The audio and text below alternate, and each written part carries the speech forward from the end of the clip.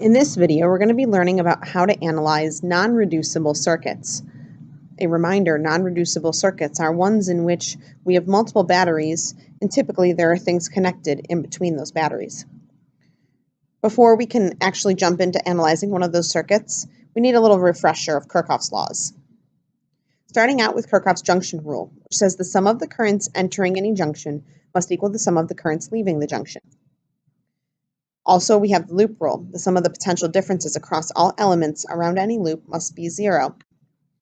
We are going to be using these two rules almost exclusively with non-reducible circuits. There's one other thing to remind ourselves of, and that's the fact that we know that electrons are flowing from a lower to a higher potential.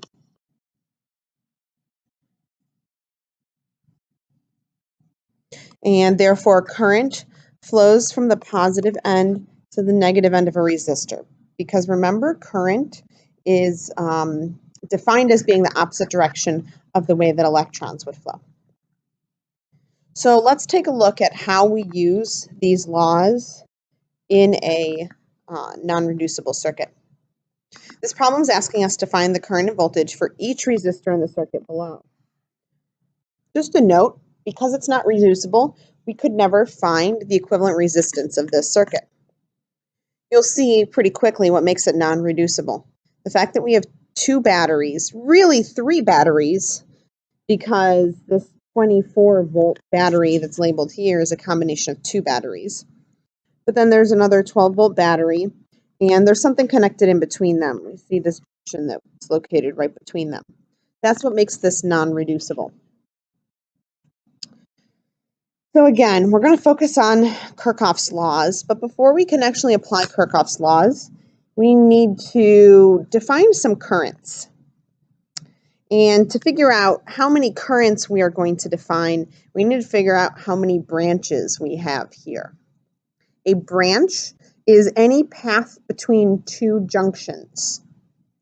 Goes from one junction, does not pass through another junction, and ends on the next junction when it comes. So we have 2 junctions here, or locations where wires meet. I'm marking them with dots just so we can talk about them more clearly. You don't have to do this when you're trying to complete these problems. And in this case, we have 3 branches. So we have a branch that goes from this junction up, over, and down. Or we could go the opposite way, up, over, and down. There's 1 branch. We have a branch in the middle here that connects these 2 junctions. And then we have a lower branch. Right? The fact that we have 3 branches tells me that we'll have 3 currents as we're solving this problem. We'll label them I1, I2, and I3. When we are approaching a non-reducible circuit problem, the first thing to do is identify how many currents you have and then determine a direction for those currents. Now, in some ways, choosing the direction of the currents is really arbitrary. You'll find in the end whether or not your choice for the direction of the current was correct. And if you are incorrect, all you have to do with your answer is say that it's the opposite direction from the way that's indicated in the diagram. I'll purposefully choose an incorrect direction just to show you what that looks like. So we know that typically current comes out the positive side of the battery, which is the long line. So I'm going to say that the first current, which I'm going to label as I1, it's in this top branch, and it goes up, and then we're going to say that it goes to the right, and then we're going to say that it goes downward. Right? And this is all I1. It's all in that same branch. In my middle branch, I have a different current. I'm going to label that as I2, and I'm going to say that it goes to the left, kind of continuing in that clockwise fashion from I1. And then from I3, this is where we kind of have some options here, but I'm going to say that I3 goes downward. So downward here, to the right here, and then upward over here.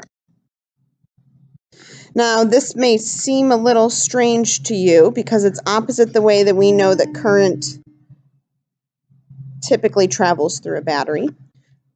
But we'll try it out. See what happens. The next step that I'm going to go through is figuring out which side of my resistor is positive and which side of my resistor is negative. Again, remember that we said that current passes through a resistor from the positive end to the negative end. I'm just going to go through and mark that positive and negative end on each resistor, according to which way the current is flowing through it.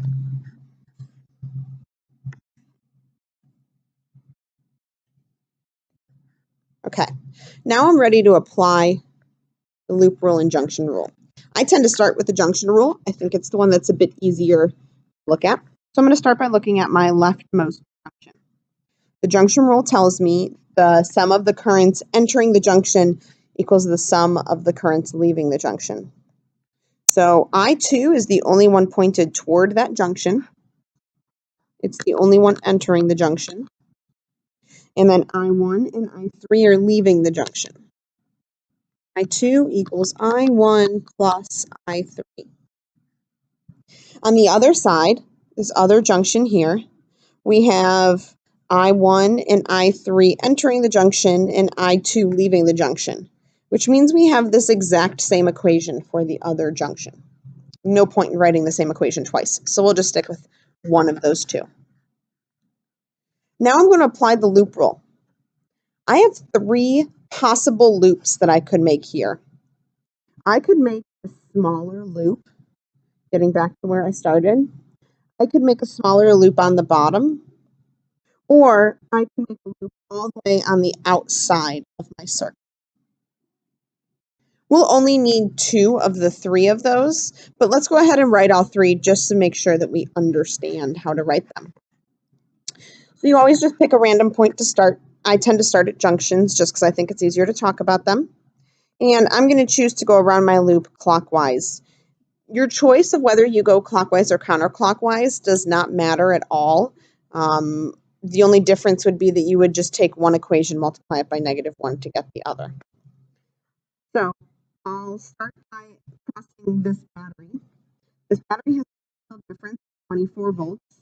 And since I'm going from the short end to the long end, means I'm going from negative to positive. And we know that anytime we're doing a change in something, it's final minus initial. So because I end on the positive, I have a positive 24 volt potential difference, right? Then I get to this resistor, it was a 2 ohm resistor. And remember that I'm adding together all the potential differences. So let's call this resistor A. I'm going to go through and label all of my resistors with some letters here. And so I'm going to add to that the potential difference across resistor A. But notice that I'm going from the positive to the negative, so I'm ending on a negative. So it's going to be a negative potential difference. I add to that the potential difference across resistor B. And again, I'm going from a positive to a negative. So a negative potential difference across B. And then I'm going to go through resistor C. I'm making this small loop here. I go from a positive to a negative. So plus negative delta V across C. The loop rule tells me that all of these have to equal 0 when I add them all together. Now, one of our really important laws when we're dealing with circuits is Ohm's law, which says V equals I times R. So that means that I could write this equation, instead of saying the delta V across A, I could write that as the 2 ohms times I1. And then for the potential difference across B, I could write that as 4 ohms times I1. And for the potential difference across C, I could write that as 6 ohms times I2 this time, and then equals 0. I've left units off just to make things a little bit less confusing here. Now, you probably pretty quickly noticed that I could combine some like terms. So 24, I have minus 2i1 minus 4i1, so that's minus 6i1. And I have a minus 6i2 equals 0. There's a successful loop rule equation. I could simplify it even further by dividing each term by 6. You can do that or not do that. It really won't make a huge difference in your answer. But it may make the algebra a little bit easier, so why not? If I divide 24 by 6, I get 4 minus I1 minus I2 equals 0. Now, you'll notice that we have 3 variables in the circuit right now. We have an I1, an I2, and an I3. And so that's what tells me that I'm going to need 3 equations, because you always have the same number of equations as you have variables. So now let's focus on writing a loop rule equation for this bottom loop here. Okay. So I'm going to switch color here just to make it a little bit more clear. I'm going to start at the same function, this top left one, and I'm going to continue to go around clockwise. I just tend to default to clockwise. It's what's natural for me. So the first thing I encounter is what we call the resistor C. And I go from the negative end to the positive end of resistor C. So I have a positive potential difference across resistor C. And then I get to resistor D, and that's a positive potential difference across that. And resistor E, again a positive. Remember that it's positive because I'm going from the negative to the positive end. And then I come across this battery, positive. So I have plus 12 volts. And then equals 0 because I get back to where I started.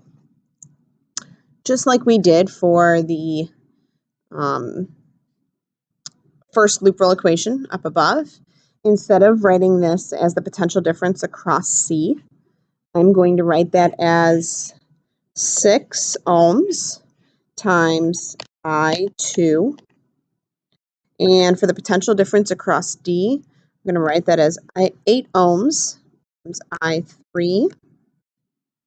Across E would be 10 ohms times I3, and then plus 12 equals 0. Again, I'm going to combine like terms. I have 2 terms that have an I3 in them, so it would be 6I2 plus 18I3 plus 12 equals 0. And I could, similar to how I did before, divide by a common term. Each of these numbers is divisible by 6. And so if I divide each term by 6, I get I2 plus 3I3 plus 2 equals 0. Now, to actually solve for these currents, I1, I2, and I3, it's going to take some algebra. And there's a couple different ways of doing it. Before we jump into that, just for practice, I'd like you to write a loop rule equation for the entire outside loop. Pause the video right now and try it out. When I come back and when you unpause the video, I'll go through that loop and I'll be traveling clockwise through my loop, starting at the same junction I've been starting at. Okay, so let's see how you did. If I were writing a loop rule for this big outside loop, starting at the same junction, the first thing I would encounter would be a 24-volt battery. So I would have a positive 24 volts. And then I would encounter this resistor with positive and negative. So it would be minus the potential difference across A, which could be expressed as 2 times I1. And then it would be minus the potential difference across B, because again, going positive to negative. So minus 4 times I1. Then I encounter resistor D here. I'm going negative to positive, So plus 8 times I3. And then I'm going from negative to positive across E, plus 10 times I3. I'm going from negative to positive of this battery, plus 12 equals 0. Again, you could combine like terms and come up with an equation for this. But as I said before, we only need 3 equations because we have 3 unknowns. And we already had 3 equations using the junction rule and the first 2 loop rule equations that we wrote. Those are the 3 that I'm putting a box around right now. You have many options for ways of solving this that you've learned in algebra classes.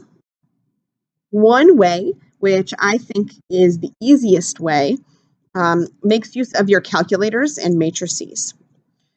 If you don't love using matrices and you want to just do the algebra, that's totally fine. I'm going to show you a bit how to use a matrix in case you choose to use that option. We're going to focus on these 3 equations that I've boxed, and we're going to create what's called a matrix of the coefficients. So our matrix is going to start with the coefficients from our first equation. And the first column will be all the coefficients of I1. The second column will be all the coefficients of I2. The third column will be all the coefficients of I3. And the fourth column will be anything that doesn't have a coefficient.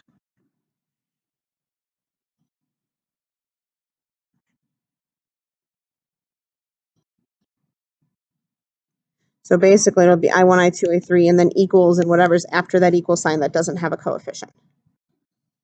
So here's what I mean by that. For my first equation, to get it into the proper form, to put it into this matrix, I'm going to just kind of do a little bit of algebra and move all of these things to the same side of the equal sign. So I would have, let's see, I1 minus I2 plus I3 equals 0.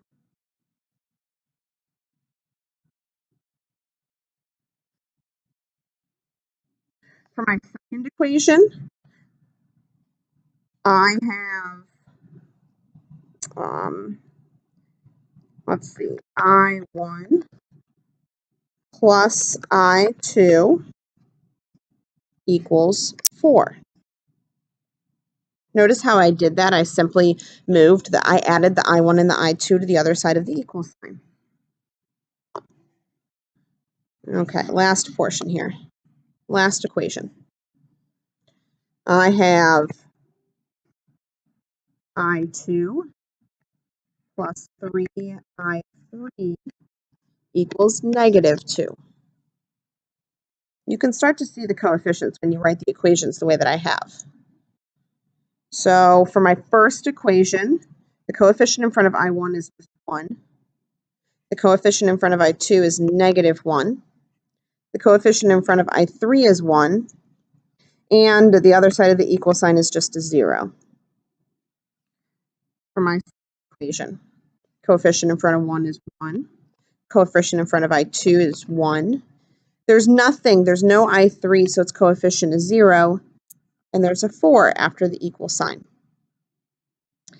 Lastly, there's no I1, so its coefficient is 0. There's a 1 in front of I2, a 3 in front of I3, and a negative 2 on the other side of the equal sign. Once you get your matrix of the coefficients, like you see here, you want to plug this matrix into your calculator. And after you plug it into the calculator, you want to use the command RREF on that matrix. It stands for reduced row echelon form. And output should look like 1, 0, 0, 0, 1, 0, 0, 0, 1, and then numbers in your final column. Those numbers are going to give you what the actual values are of I1, I2, and I3. So you should have some actual numbers in those locations. If one of those numbers turns out to be negative, it simply means that we chose the incorrect direction of one of our currents. So let's say, for example, that after you plug this in your calculator and you put it in reduced or echelon form, or perhaps instead you're doing it the algebra way and just doing some substitution form, and you find that I3 is a negative number. Let's just pretend like it comes out to be -5. Well, we know currents can't be negative. So all that tells me would be that I3, instead of going down to the right and up, I3 would really go down to the left and up. It's really pretty arbitrary as to how you choose your directions when you start, because in the end, the numbers will tell you whether you chose correctly or not. Once you get those currents, you can pretty easily calculate the voltage in each of your resistors. And just as we've done with reducible circuits, put your answers into a matrix, a VIR chart. I'm going to ask you to finish out this problem. Calculate those 3 currents in whatever way you prefer, and then find the voltage for each resistor and produce your answers in a VIR chart.